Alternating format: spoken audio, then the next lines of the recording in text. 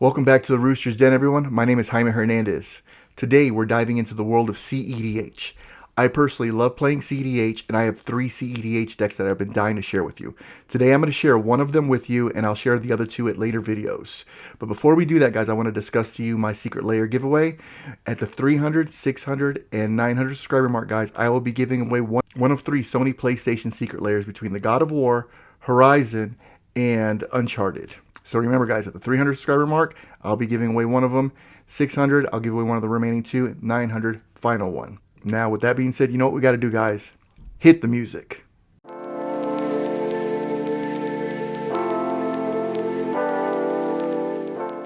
Today, we're breaking down Magda Brazen Outlaw, one of the fastest, most explosive mono-red commanders in CEDH.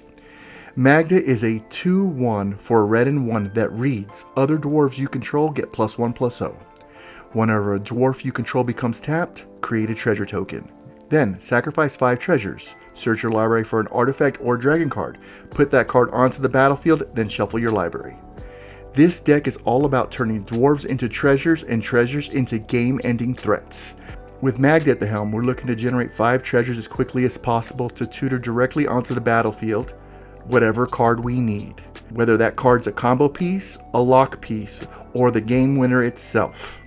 In this video, I'll walk through the core game plan, the primary win lines, and how this deck leverages speed, redundancy, and precision to compete at high-powered tables, all while staying in mono red. One of the biggest strengths of Magda is how hard she becomes to interact with once you've built up enough treasures. Magda doesn't cast spells, she activates an ability. Once you have 5 treasures, you no longer ask permission from the stack, you sacrifice resources and put an artifact or dragon directly onto the battlefield, which completely sidesteps counterspells. On top of that, Magda's activation is at instant speed. That means if an opponent tries to interact, you can respond by tutoring the exact piece you need, whether that's protection, a lock piece, or the win itself. When you combine that with stacks effects such as Blood Moon, Trinisphere, and Defense Grid, opponents are often forced into awkward windows where they simply can't interact profitably. At that point, every treasure represents inevitability. So if you're ready to see how Magda steals games out of nowhere, let's get into it. This deck has one tutor in the deck, and that's Gamble. Yes, this card has a downside by potentially discarding the card you've tutored for, but in the early game, it's certainly worth the risk. Next, we come to our interaction of the deck. We have Pyroblast, Red Elemental Blast, and Tybalt's Trickery for our counter spells. Then we have Redirect Lightning, Return the Favor, Untimely Malfunction, and Deflecting Swat as our redirection spells. When it comes to reanimation spells, yes, you heard me correctly, we have reanimation in mono red. Those cards are Codex Shredder, Elixir of Immortality, and Goblin Welder.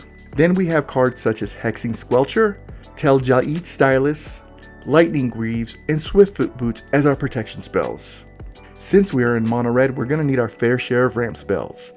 Cards such as Chrome Mox, Lotus Petal, Mox Diamond, Mox Opal, Mana Vault, Soul Ring, Arcane Signet, Surveyor Scope, Jessica's Will, and Simeon's Spirit Guide help us do that.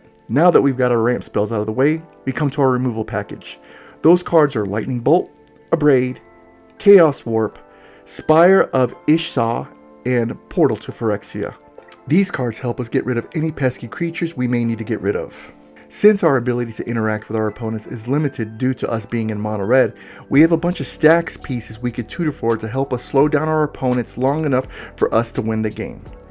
Cards such as Grafdigger's Cage, Soul God Lantern, Vexing Bauble, Defense Grid, Disruptor Flute, Thorn of the Animist, Blood Moon, Magus of the Moon, Tanglewire, Trinisphere, and God Pharaoh statues help us do that.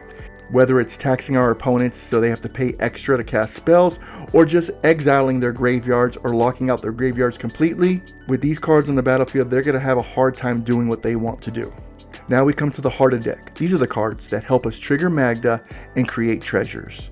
These cards are Paradise Mantle, Bloodfire Dwarf, Dwarven Armor, Dwarven Grunt, Dwarven Trader, Enslaved Dwarf, Liberated Dwarf, Ragavan Nimble Pilferer, Spark Mage, Springleaf Drum, Universal Automaton, Collector's Vault, Magda the Horde Master, Metallic Mimic, Smuggler's Copter, 3-Tree Mascot, Adaptive Automaton, Bark Form Harvester, Bloodline Pretender, Dwarven Blood Boiler, Lifecraft Engine, Professional Facebreaker, Zorn, Maskwood Nexus, RMS Titanic, and the Roaming Throne. The final set of cards besides our lands are our win cons. These are the cards that we're going to need on the battlefield in order for us to win the game. Those cards are, in any order, Universal Automaton, Grinding Station, Liquid Metal Coating, Metallic Mimic, 3-Tree Mascot, Adaptive Automaton, Bark Form Harvester, Bloodline Pretender, Reckless Fireweaver, Lifecraft Engine, 1000-Year Elixir, Clock of Omens, Nexus of Becoming, Realm Scorcher Hellkite, and Blightsteel Colossus. Then for the lands we have Ancient Tomb, Bloodstained Mire, City of Traders, Darksteel Citadel, Dwarven Mine, Great Furnace, Inventor's Fair, Scalding Tarn, Spire of Industry, and 15 Mountains. So this is a combo mid-range deck that can win as early as turns 2 or 3 if you get the right opening hand. But normally this deck wins between turns 3 and 5. How it wins, there are 3 requirements we will need to meet. And that is having Magda on the battlefield, along with 5 treasures, and one of our many artifact changelings. With these things on the field, we can tutor for the MVP of our deck. This is the one card that makes our deck go, and that card is Clock of Omens. Once Clock of Omens is on the battlefield, we can literally use its ability to tap it along with one of the artifact changelings to create an untapped treasure. Then the clock will untap the changeling with the clock's ability. Then we rinse and repeat until we get infinite treasure counts. With all those treasures, these are the ways we can win the game. First way, pinging out our opponents with Reckless Fireweaver on the battlefield. With Reckless Fireweaver on the battlefield, we do the Clock of Omens combo, and every time a treasure enters the battlefield, we deal 1 damage to each opponent. We do that until they all die. Next is, we get an infinite amount of treasures, and then tutor Realm Scorcher Hellkite. Once Realm Scorcher Hellkite is in the battlefield, we continuously sacrifice treasures to Realm Scorcher's ability, pinging our opponents' faces until they're all dead. One of the last combos we have is mill out our opponents. And with that, we'll need Grinding Station on the battlefield. And how it works is with Grinding Station on the battlefield, Clock of Omens, and any amount of treasures, we would tap Grinding Station to sacrifice a treasure, then use the Clock of Omens ability, tap that along with one of your changelings, creating another treasure, then untapping the changeling with Clock of Omens' ability.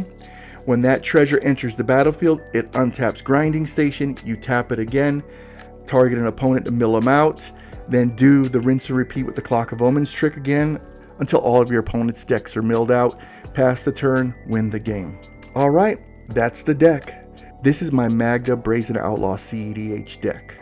A mono red list that trades raw speed for resilience, stack pressure, and deterministic artifact wins.